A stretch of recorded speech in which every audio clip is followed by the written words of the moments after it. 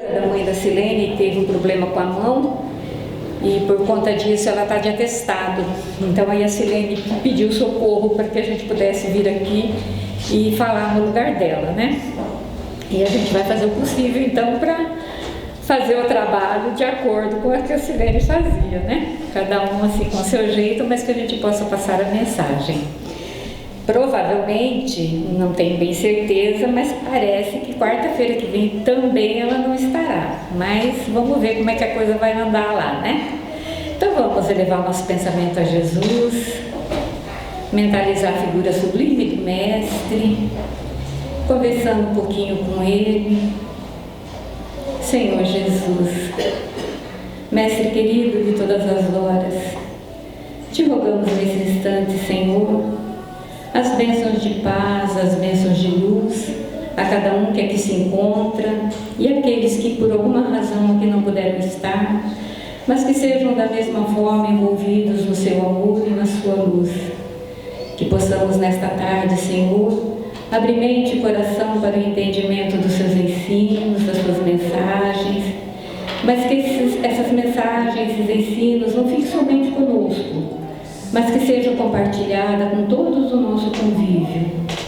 Abençoa, Senhor Jesus, essa casa que nos acolhe, aos trabalhadores desta casa, para que não lhes falte nunca a coragem e a disposição para o trabalho, àqueles que têm os seus nomes colocados nos livros, encarnados e desencarnados, que sejam todos atendidos na medida do merecimento de cada um.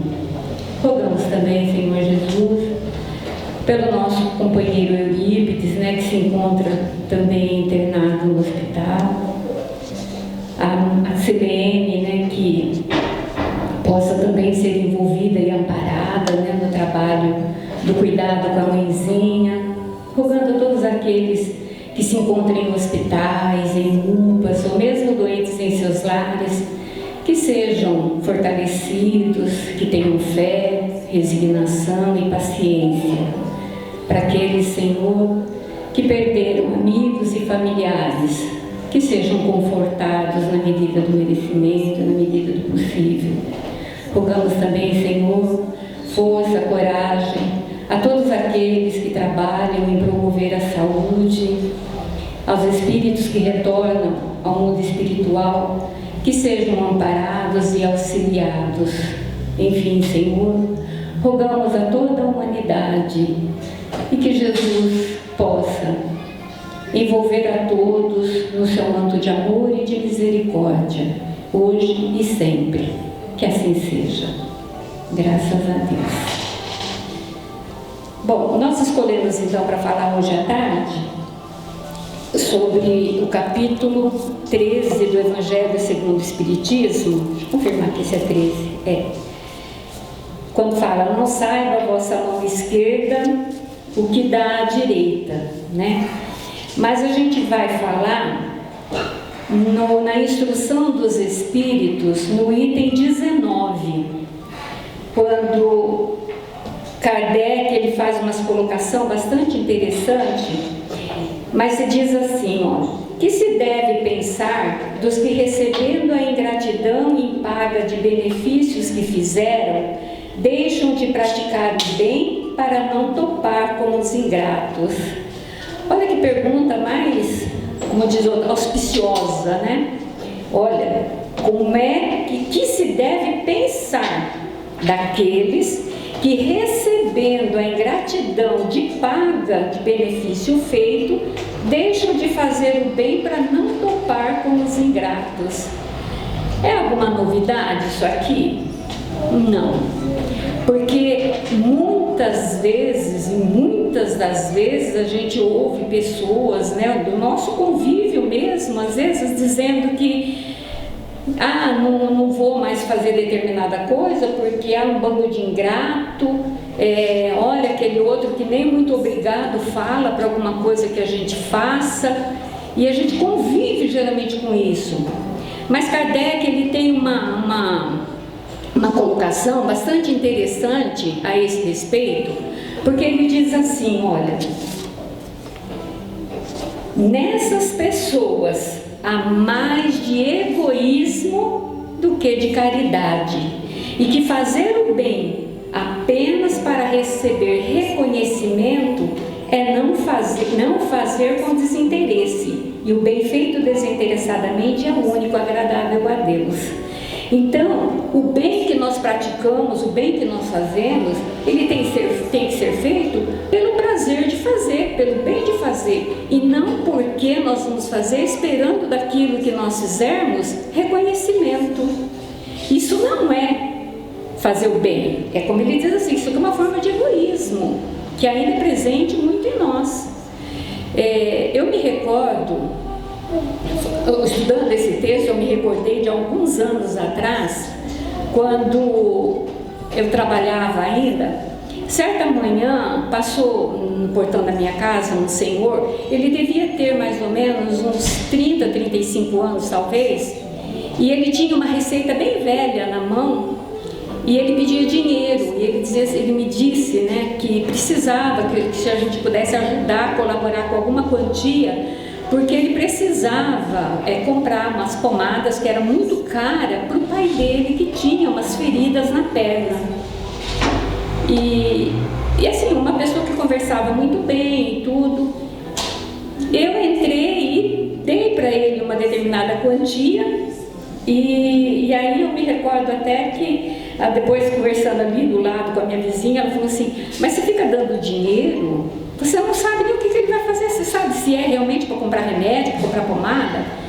E eu disse para ela assim, olha, eu fiz aquilo que a minha consciência mandou. O que ele vai fazer depois com esse dinheiro, o problema é com ele, não é mais comigo. Deixou de ser um problema meu. Seria um problema meu se eu não tivesse feito nada e minha consciência ficasse me acusando. Aí sim seria um problema. Mas eu fiz o que teria que ser feito, o que eu achei que devia ser feito, e acabou. Tempos depois, eu trabalhava na unidade de saúde ali do Cambé 4. Quem é daquela região talvez até se lembre de mim lá. E um dia, então, estava na recepção da unidade um senhor de cadeira de rodas. E era uma pessoa que estava aguardando consulta e tudo bem, né? Mas passado um tempinho, o médico, na verdade, que atendeu esse paciente, disse assim, Teca, né, que era o meu apelido, né, Teca, leve esse paciente para a sala de curativo que eu quero ver as úlceras que ele tem. Eu peguei o paciente, ele na cadeira de roda, levei ele para a sala de curativo e desenfaixei a perna dele e tudo. Nisso entrou um rapaz e ficou ali do lado e eu fazendo o meu trabalho. Aí ele disse assim para mim assim, eu lembro de você. Aí eu falei, é? Eu falei, mas é difícil não lembrar, né? Estou todo dia aqui, todo dia vocês vêm, vai, né? A gente, falei, para vocês é fácil guardar a nossa fisionomia, difícil nós guardar de todo mundo, né? A não ser quando é uma situação que chama muito, né, a atenção da gente, que a gente guarda, mas do contrário. Ele disse assim, não, mas não foi daqui não, foi na tua casa. Eu falei assim, na minha casa? Ele disse assim, sim, eu passei lá na tua casa uma vez, pedindo para que você me ajudasse a comprar pomada para passar no meu pai, que era uma pomada bastante cara, e como as úlceras são grandes, e era mesmo porque era nas duas pernas, eu estava ali vendo, ele falou assim, você me ajudou com uma certa quantia para que eu comprasse as pomadas. Na hora, assim, eu pensei na conversa que eu tive com a minha vizinha. Aí eu me recordei do fato, né? Falei, nossa. Aí eu me lembro que a minha vizinha falou assim, como você pode ter certeza que ele vai comprar remédio mesmo para o pai dele? E não é uma mentira. Então, quando a gente vai fazer o bem, é aquilo que Kardec diz assim, olha, você tem que fazer o bem simplesmente pelo bem de fazer e não esperando um reconhecimento. Porque naquele dia, quando ele estava falando sobre isso, eu simplesmente não me lembrei, falei para ele, olha, eu não me recordo, né? Passou. Mas muitas das pessoas, não, elas fazem alguma coisa, mas esperam que sejam reconhecidas. E aí se frustram quando isso não acontece. Querem, na verdade, que seja enaltecida determinados procedimentos, determinada atitude, como se esperasse com isso que o outro fosse estender um tapete vermelho para aquele passasse porque ele fez um ato de bondade. Mas isso é um dever nosso, de auxiliar, não é? Não é uma obrigação, mas é um dever, a gente tem que ter essa boa vontade. Mas Kardec, ele continua, dentro desse texto mesmo, ele continua dizendo que também há muito de orgulho nessa ação.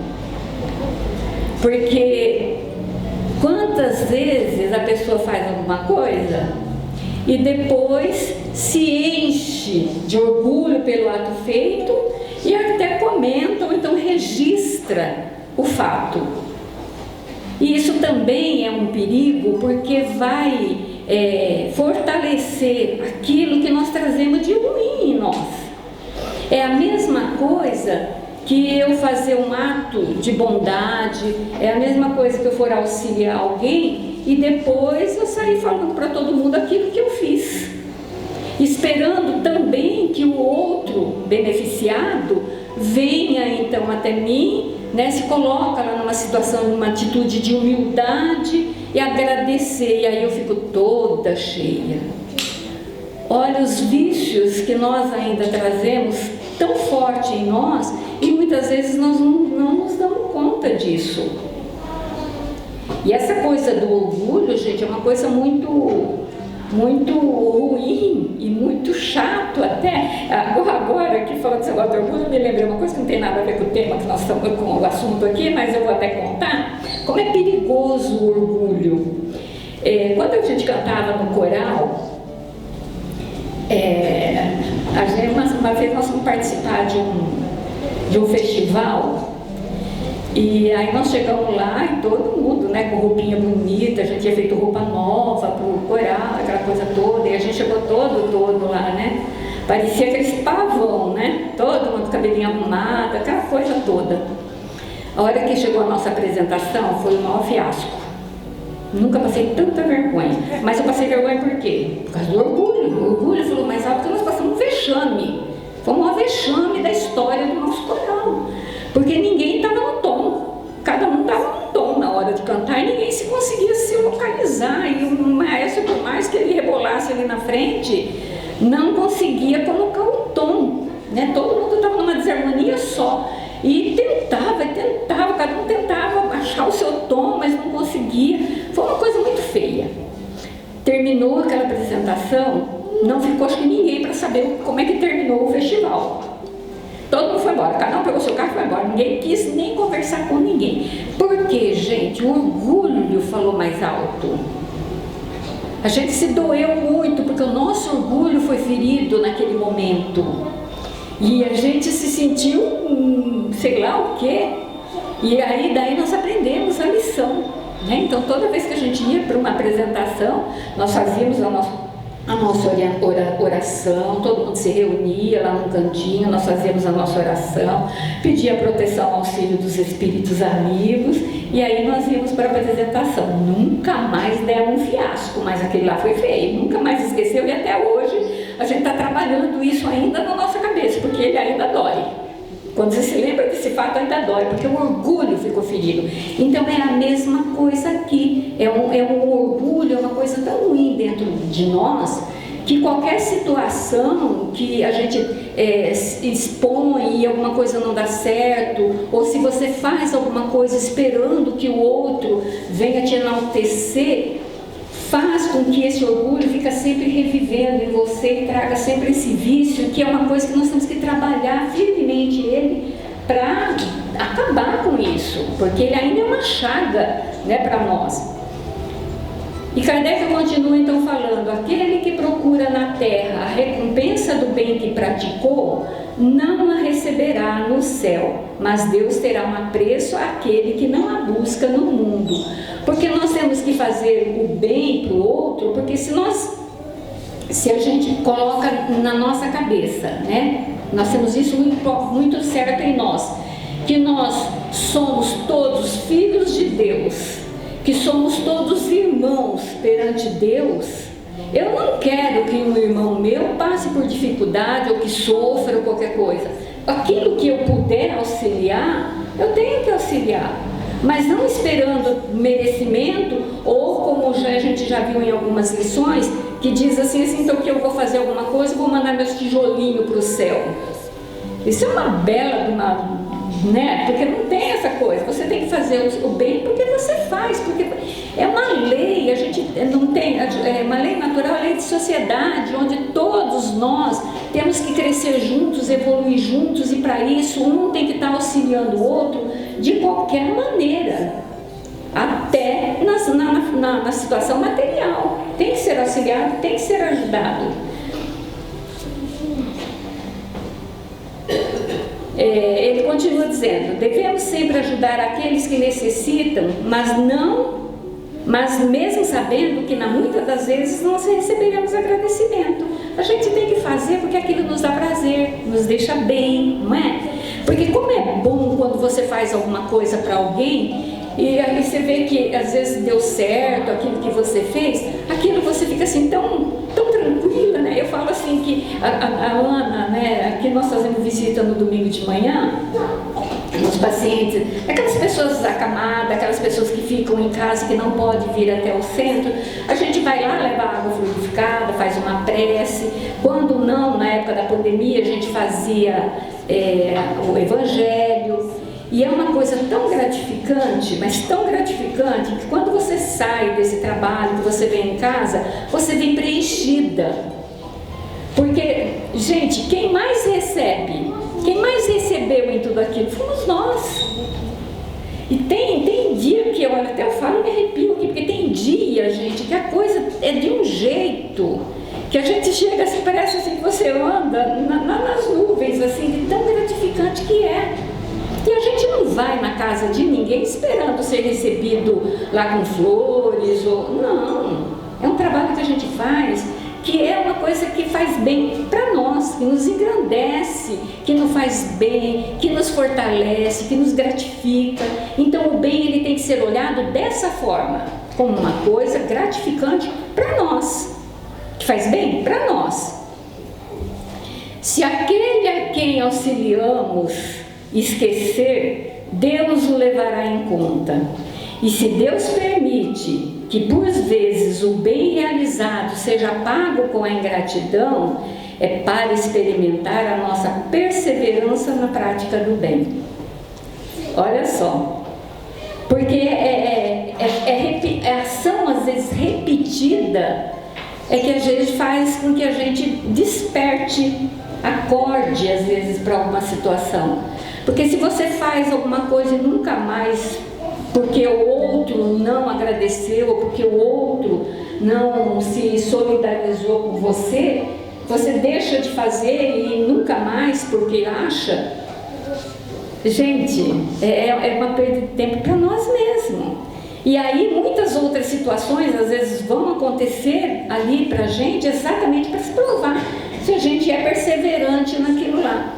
Eu costumo sempre, nas minhas preces, pedir perseverança, que a gente seja perseverante, para que não desista no primeiro obstáculo ou na primeira negativa, né? Mas que a gente vai, porque a ação repetida é que vai fazer, às vezes, despertar na gente, né, a vontade, às vezes, de ajudar ou qualquer uma outra situação.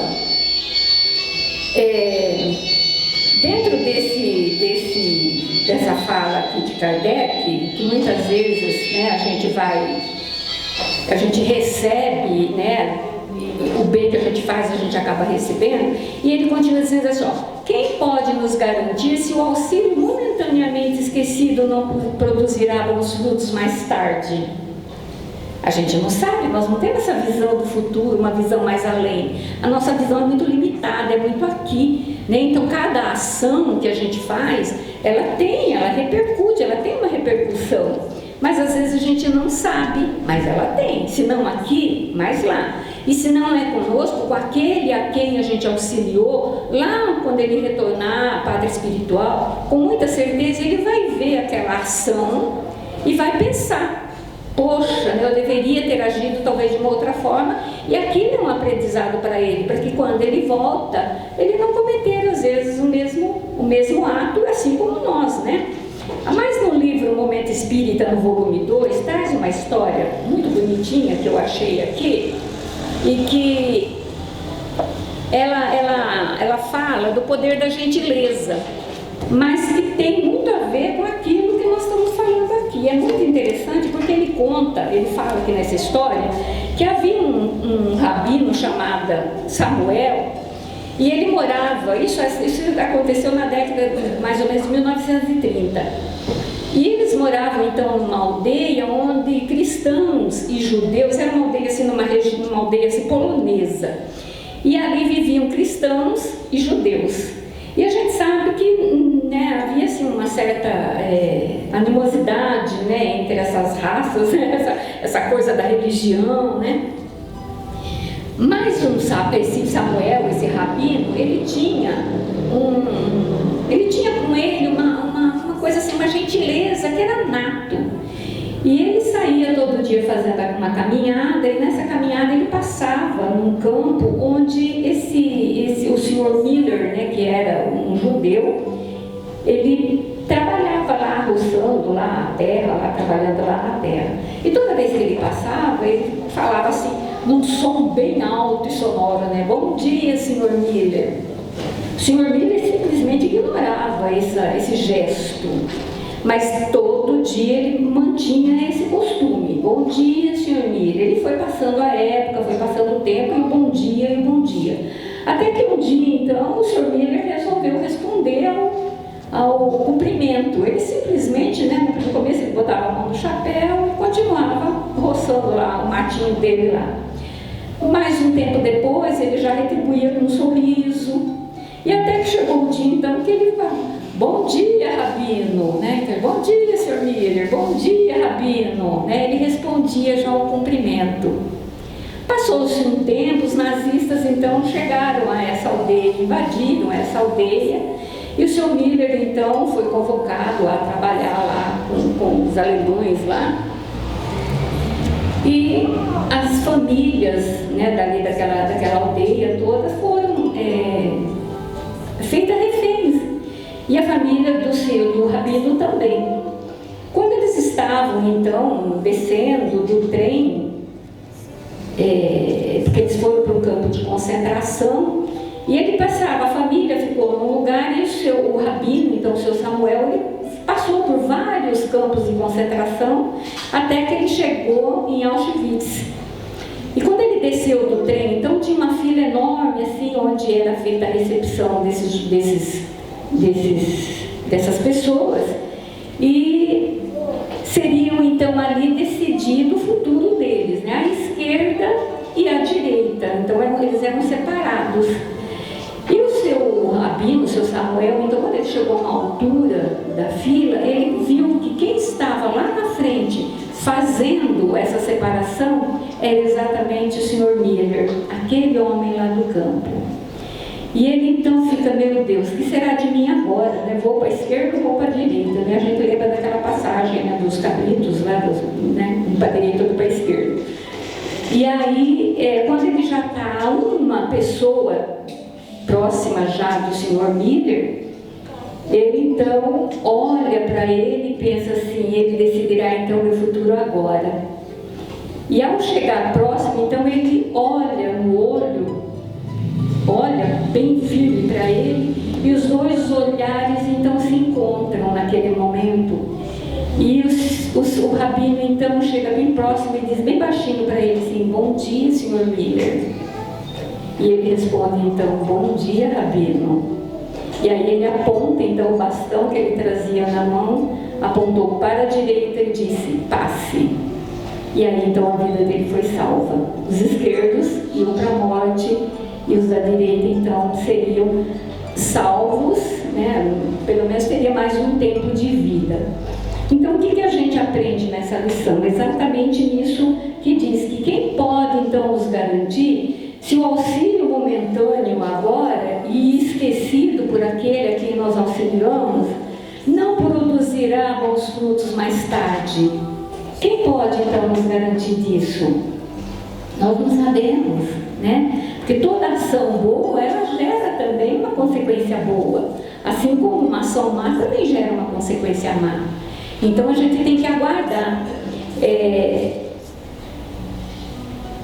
Tem um textozinho que diz assim, olha, Agora, a ingratidão, esse não está no Evangelho, tá? A ingratidão é um dos muitos inimigos morais ainda do homem. Aparece de forma importante na condição de filha dileta do egoísmo e que se nutre com o verme do orgulho. Então, o que nós temos que fazer é começar, já de ontem, a começar a olhar as nossas ações, né? De que forma nós estamos agindo, de que forma são as nossas ações, né? Vamos olhar para o outro, né? Como um irmão, né? Que às vezes necessita ainda de auxílio, né? Para progredir um pouquinho mais, para desenvolver mais. E se nós podemos, gente, nós não podemos nos omitir, né? Em qualquer situação, eu não digo somente nas coisas materiais, não, mas as coisas espirituais também. Se a gente pode auxiliar de alguma forma, nós não podemos deixar somente conosco. Se hoje eu sei um pouquinho mais do Evangelho, por que não dividir com aquele que às vezes ainda não teve contato com ele? Né? Apesar de que hoje a gente já vê que todo mundo já teve um pouquinho de contato com o Evangelho, mas muitas vezes a interpretação não é lá muito certa. E se nós temos um pouquinho mais de conhecimento, por que não dividir? Por que não auxiliar? Por que não dar a mão para aquele que está um pouquinho atrás de nós, para que ele caminhe conosco, ao nosso lado? São reflexões que a gente tem que fazer no nosso dia a dia e sempre colocando muita atenção nas nossas ações, porque o exemplo fala mais alto.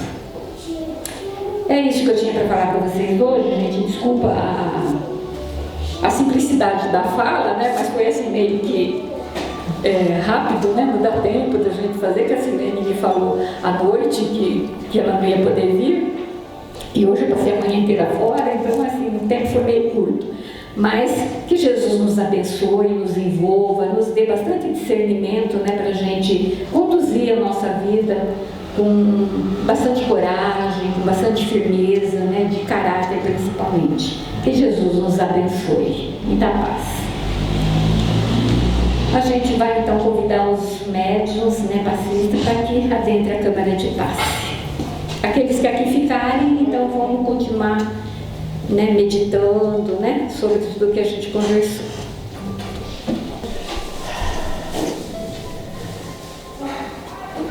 Todo mundo bem? Depois do passe?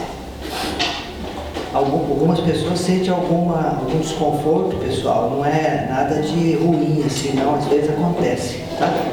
Isso prova que o tratamento espiritual que começa aqui no salão e se intensifica na sala de passe, ele está operando, né?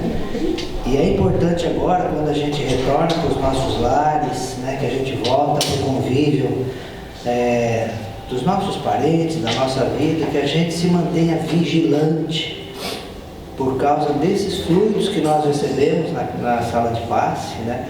É como se a gente tivesse feito uma cirurgia espiritual. Então, que nós possamos voltar agora tranquilos para casa, né, com o pensamento elevado, né, vigilante o tempo todo. Isso é muito bom. Agradecer a Teca pelos comentários e agradecer principalmente a Jesus, nosso Mestre, nosso irmão maior, que está nos amparando a todos, que envolve o nosso anjo de guarda, que está conosco em todos os momentos, que envolve os nossos familiares, os nossos amigos, sempre apontando o melhor caminho. Que estes amigos espirituais nos envolvam no seu amor, na sua paz, na sua esperança, e que assim todos nós caminhemos com tranquilidade, com felicidade, com resignação aqui na terra. Obrigado, Senhor Jesus, que assim seja. Um bom retorno a todos e até a semana que vem.